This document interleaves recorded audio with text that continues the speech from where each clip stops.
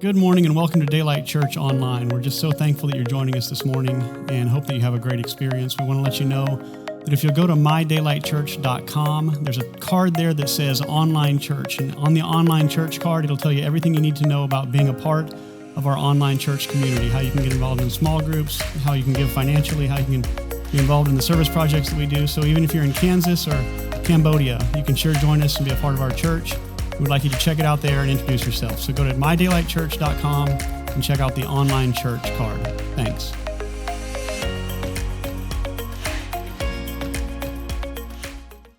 So one of the things we'd like to do is just get around the table and talk to each other, right? There's one piece of church that is the speaker comes up and tells us stuff, right? There's another piece that we get to go around tables and talk to each other and kind of go through that and work through that and talk about that. So that's one of the things we do on Wednesday night that is so amazing is we just get around a table and talk about what happened on Sunday. But what we started about, I don't know, maybe a year ago, was every sermon series we would do one of these or two of these to kind of take some time and just focus on what we just talked about, right? So we've come to an end of a series. We're getting ready to do a new series, so this is a good time to just get to know each other. It just happened to work out on Snack Week too, so it's a twofer. So, couple of rules. Well, is there anybody who wants to move tables? Now's a good time. If you have a couple of, we won't take it, like maybe you just want to meet new people. Maybe you don't have enough people at your table and you want to move. Maybe you want someone to move from your table. So no judgment. It's a no judgment zone if someone needs to move. Now's a good time. All right. So a couple of rules. No monopolizing. There's 6 of you around the table, or 5 of you, or 2 of you. Make sure you take the time to hear everybody, right? Don't monopolize. And if you don't want to talk, you can pass. You don't collect $200, but you get to pass. All right. No like agendas, soapboxing, political stuff, right? Like this is a bunch of us getting together. Yes to listening, right? So part of it is talking, but part of it is listening. So let's get to know the people around your table. And I forgot what this one is. Community. Don't burn any bridges. And there's the mic. So if you've been here before, what happens is after one of the good questions, I'll take volunteers to talk for your table. Now, there's a couple rules with the mics. You have quick, get up and say it real quick, right? The other thing is you don't get to touch the mic. Siler is my mic guy, and he is very good at going. You don't get to grab the mic and start doing stuff, right? Siler's good. He'll get it. Are you ready for your softball? There's always a softball question. You ready? Introduce yourself briefly. What brought you to Daylight? 1, 2, 3, go. This is where you talk to each other. I'll give you 5 minutes. You think y'all can handle it?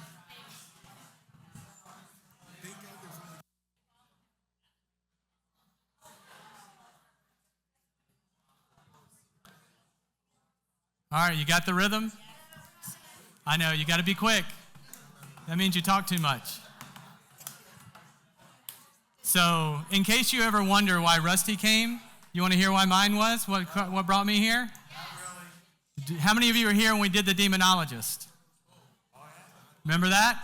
That was my first thing with Daylight, was the demonologist.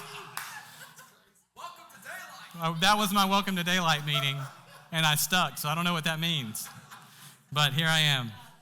All right, that was your softball. We got it? You met everybody at your table? You ready to dig in a little bit deeper? All right, here we go. So somebody asked me this week, if you could go back and change one thing, would you change what you majored in college? Or would you change something that you studied? And I was like, that's a great question. That's not what I'm going to ask you. So don't think ahead. I'm just teasing you. But one of the things I want to talk about this week is I want to talk about change. So we've talked about forgiveness. We've talked about change. In sermons, we talk about things to change your life, to move toward flourishing. There's a lot of the things that we talk about from up here, and a lot of the things that we do as a church is to change to move you toward flourishing, to move you toward life, to move you from away from death to life, right? So there's, you know the lights are on and everyone can see you.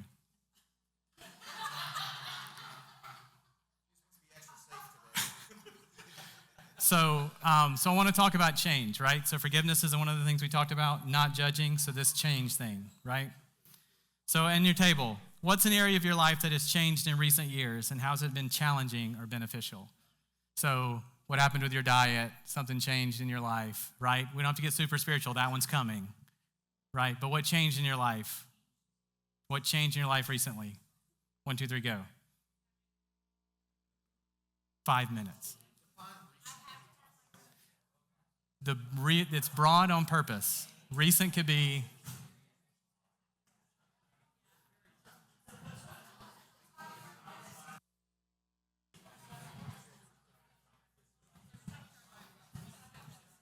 all right, Siler's ready with the mic. So as you've talked around your table, how many of you have already learned something you didn't know? Everybody learned something you didn't know already? Rusty time. Are you paying attention? My turn. My turn. Anybody learn anything that you didn't know before? All right, we already getting there. Anyone want to say anything in the mic as a practice round before we get into the next thing? Anybody? Anybody want to speak? All right. No? No big changes that we want to talk about? All right, so here we go. So last week, H drew on a board. Drew a bunch of graphs and pictures and lines and wiggles, right? If you think in your mind, for those of you who saw it, the picture of the arrow going up and the wiggles going up and down with it. So we're constantly going up and down, but we're moving forward, right? We're moving, that's what the idea, right, is moving forward. One of the things we talk about all the time in here is that Matthew 4:17, where, and Jesus began preaching, repent for the kingdom of God is at hand. What's the word right there? What's the word for repent? Metaneo, change your mind, right? Change your mind, change your thinking, right? This is something else you should all know. Like, this is basic 101 daylight. You're freezing up. Are you scared of me? Is it the orange? Like, what's going on? So change your mind, change your mind, change your mind, change your thinking. How has your faith or worldview evolved in the recent years? Oh, Rusty got deep. So we talked about how things have changed in your life, but as you're as you're moving up that line, right? Things have changed in your faith or in your worldview in the last few years. Ready? 1, 2, 3, go.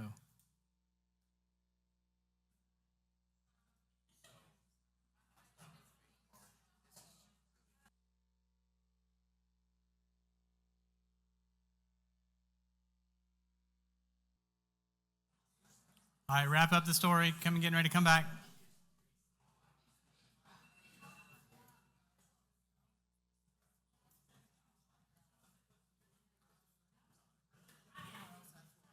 All right, y'all ready? Rusty time. How about that for a question? That get you rolling? So one of the things that is a buzzword right now is deconstruction, right? Taking your faith, deconstructing it is a word they use all the time. I kind of like the word remodeling a little better, right? What we want you to do here at Daylight, and I hope you've heard this a million times, is I want you to take things and question them.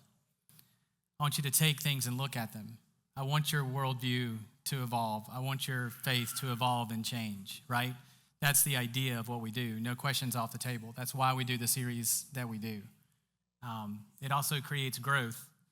And from the picture last week where it looked like everything was moving forward, there were also downs where it looks like you're backing up to go forward and you're backing up to go forward. So this is the goal. This is what we do. This is why we ask this question. Like, it fits 100% in our goals and our dreams. That's what we do, in our values. So Messiah's going to come around. Someone want to talk for a minute? Or 15 seconds? I'm going to call on people if you don't, because I heard some good stuff. Who wants to say? Siler? You've got the mic. You've got the mic. You get to walk around. Here we go, right here. We got a volunteer. We'll get the ball rolling.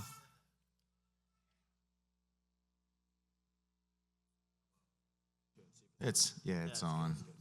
So 15 seconds? Yeah, 15 basically. seconds. So basically, yeah, thanks. Is that Nancy? So basically I get 7 seconds because she can't count past that. All right, no. Love you, Nancy. But no. So when I first really started studying the Bible, I kind of had ulterior motives of just like trying to learn it just to kind of argue with my more literal readers, my buddies. And then a few months ago, I realized like this is not the reason to be reading the Bible. And so now when I read it and explore it in all the ways that I do, it's just an honest exploration. And I can tell you it's much more comfortable just to stay like in the lane, because once you break it open, like I was telling them, like all these things I thought about the Old Testament, like I don't even, it's just like, there's just, like once you really start studying it, anyway, my faith is basically, I've gotten to the point where we have each other, right? And like we need to be around each other. And I think a lot of struggles people are having is where for so many years here recently, we've been away from each other, because I don't know, there's so much wisdom in the Bible, but I don't know that it's not really a real book, and I don't even know how much of it's true, and I don't know what happens when we die, but I know we're here, right? And I know we have our time here. So, but basically my faith has evolved, and once you start reading the Bible and studying it, trying just honestly for no other reason than it's pretty scary. So anyway, Perfect. I'm more lost and more scared than ever. You want a mint? Not Who- scary. You got a mint. Who's next? Who's next? Got over here. I think the common theme at this table was kind of getting out of God's way, talking about how, for me personally, having less faith in myself and more in God. I was at a conference earlier this week, and Dallas Jenkins, who created the series The Chosen, said something that resonated with me. He said that it's not his job to feed the masses, it's just his job to provide the fish and the loaves. And so it's about us doing the work and trusting that God will do God-like things with what we do. And so when we take the pressure off of us, we don't have to do it all. And that requires less faith in ourselves and more in what he has done and will continue to do. Nice. That's my last mint. You want a mint? Who's next? Who's next? Over here, your table. Anybody? No? Come on, and another volunteer. Or volunteer someone from your table that said something really good. Talking about building trust and getting rid of it right away. Come on, anyone? Nancy?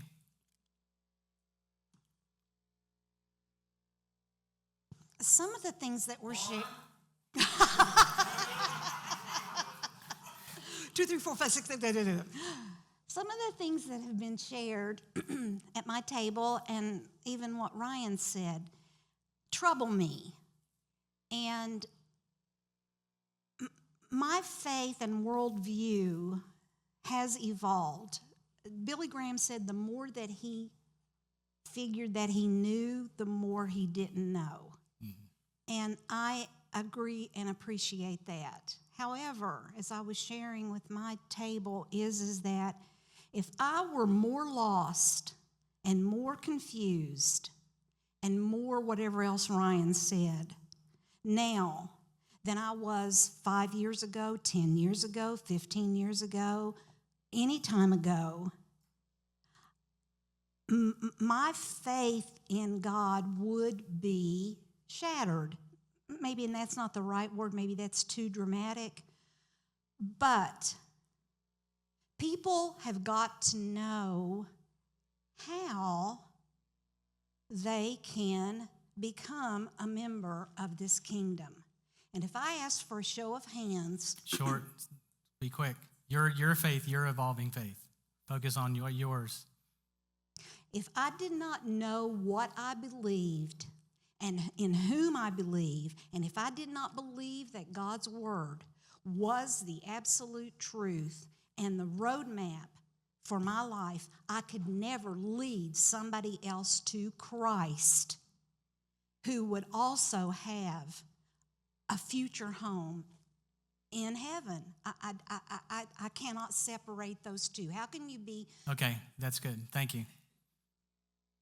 Anybody else want to talk about how their faith evolved?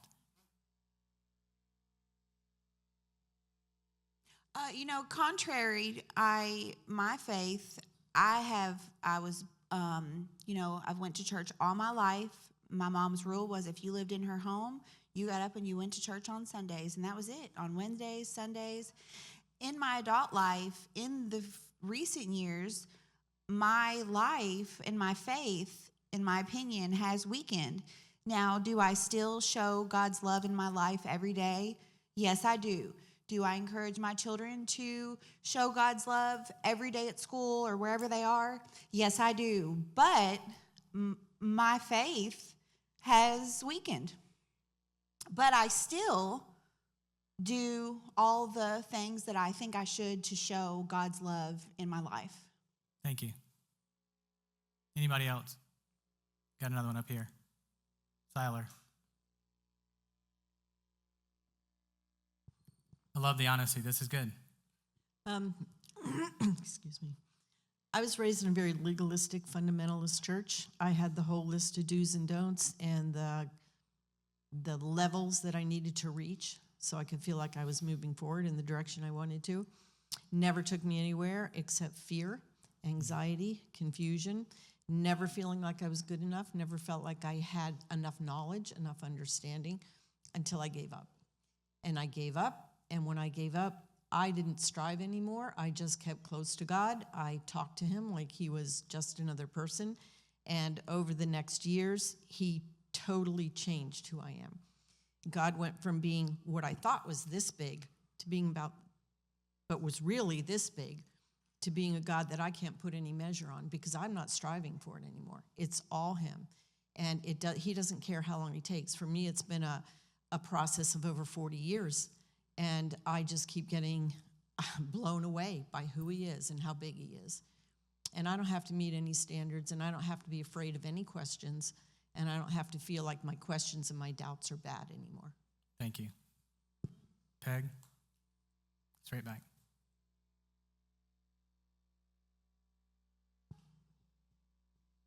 Short, Peg. I know you like to talk too. I was one of those kids whose mom and dad let my neighbor take me to church every Sunday. I couldn't tell you what I learned. I was a kid. I didn't pay any attention. And that's how I went through life. So when I sit here today and say to the people at my table, I have no faith, I'm here because I have no faith. I need to find a way to have faith. And I said, the person in this room that I am most in awe of, because her faith is all-encompassing and so deep, it's just incredible, and that's Lisa. And I'd like to learn how Lisa did that. Perfect. Thank you. We've been all over the place, right? Seeing different people on their different faith journeys. What I hope you hear from Daylight is that we want you to find where you are and keep moving forward, right? It's about asking the questions. It's about wondering where God is. It's about being able to reach out and cry out. We talked sermons about that, right? If you think about what we talked about in the prayer series, it was about sometimes you just cry. Sometimes you just sit there and you're still because you don't know what to say. And sometimes you read somebody else's prayers because you don't have enough faith or you don't have the words. So just read somebody else's prayer and try and connect with that. I hope you hear from here and from each other, like, keep working toward it. Keep showing up. Like what Peg talked about. She's showing up, right? So I want you to think about where you were 5 years ago in your faith. Can you think about where you were 10 years ago in your faith, in your worldview? We have a very what's the word I want to use? Relaxed church. We have a place where we leave the space to ask those questions. We have people who know a lot and learn a lot and are further down the road. We have people who are new and learning, and we're all on that own path, and we all have each other. We all have things to bring. Nancy has amazing things to bring. Peg has amazing things to bring. You have amazing things to bring. Everyone does. So, when I think about my faith and how it's evolved, I wouldn't trade the things that I learned, but I might trade how I say it. I wouldn't trade the knowledge that I've gained. But how do you show that love, and how do you do those things? So I couldn't figure out a way to ask this question. So when you think about yourself from 5 or 10 years ago, you're sitting around a table and that person shows up. We're in daylight. We're having conversations around a table. And then your old self shows up. Or the person in church that scares you the most shows up and sits down at your table. The person who hurt you most in church shows up at the table. How do you deal with that?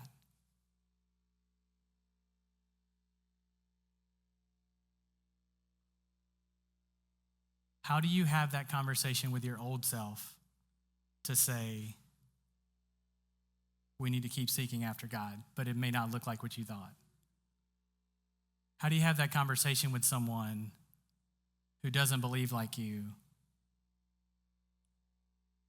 but we're all in the same family, we're all in the same kingdom, we're all moving forward together on that scope? So my question is, how do you talk to that person? Because the fun thing is we don't all agree. The scary thing is we don't all agree. But we've got this picture of the arrow moving forward and all of us going up and down on that continuum. We talk about the center set where we're all turning toward Christ just a little bit from wherever we are, right? Is that question vague enough? How do you talk to that person who's a believer, who is doing it with good intentions, but just not where you are? 1, 2, 3, go.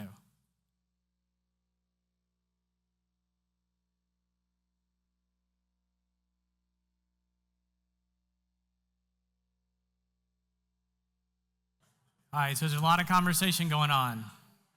I'm going to pull you back and just pull you back. This is something to keep you thinking all the time, right? Right? This is hope to put this in the front of your mind. Does anyone have something they want to share?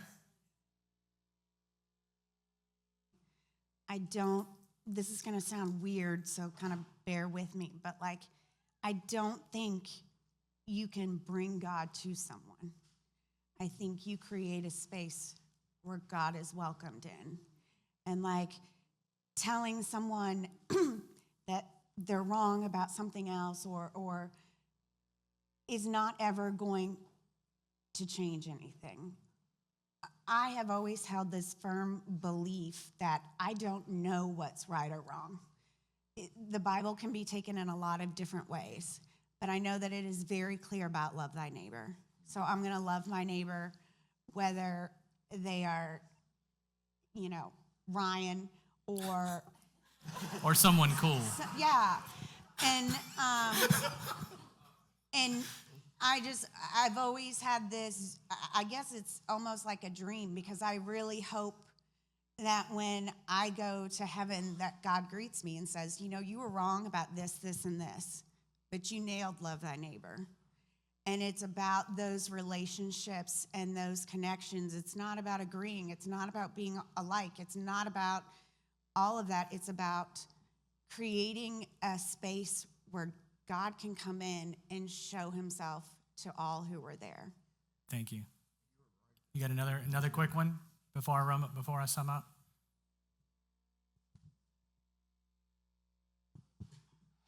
Quick one. Don't start. I'm not saying you're going to talk a long time. I'm just saying quick. Oi. First off, I want what Kate said was profound. Well done. I absolutely 100% agree with that. We have to create the space. We cannot bring people, nor can we say that, oh, you're doing this wrong, but here's this thing that's going to help you. If I compared myself to everything that everyone said in the church from the beginning, I'd be looked at as a freak. And the thing I would say to people that, first off, what matters is what God thinks of you, not what other people think of you. And you shouldn't have to close yourself off from exploring the world around you and seeing what God thinks about it and being your little echo chamber. We have to reach out to other people. We have to be able to reach out to other different cultures, even though it may seem strange, it may seem bizarre. I have had to figure out where I am in all of this because I'm gay and I'm Christian, and I get blasted from both sides. It's not easy. And I know for a few people in here, it's also not easy. So we have to have that space. Because if we don't have that space, where in the world are we going to be? How are we going to view God? Perfect. Again, about creating the space, right? So I want you to write this down. Romans 12, 9 through 21. This is your homework reading. All right, I'm going to read a couple verses out of it, but I want you to read the whole thing. This is your homework reading. Love must be sincere. Hate what is evil. Cling to what is good. Be devoted to one another in love, honoring one another above yourself. And it goes on and on and on and on. Live in harmony with one another. Do not be proud. Be willing to associate with people of low position. Do not be conceited. Do not pay evil for evil. Be careful to do what is right in the eyes of everyone. Do not take revenge, but leave room for God. On the contrary, if your enemy is hungry, feed him. If he is thirsty, give him something to drink. In doing this, you will heap burning coals on his head. Do not be overcome by evil, but overcome evil with good.